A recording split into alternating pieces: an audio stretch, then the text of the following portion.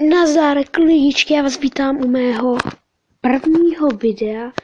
Dneska to bude, jak stahovat placené hry.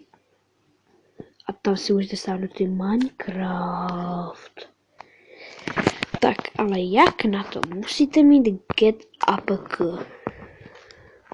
A jak ho stáhnout? Jednoduché. Musíte nějaký internet, ne, prostě nějaký internet, já mám nějaký něco, tak. A teď tam napíšete get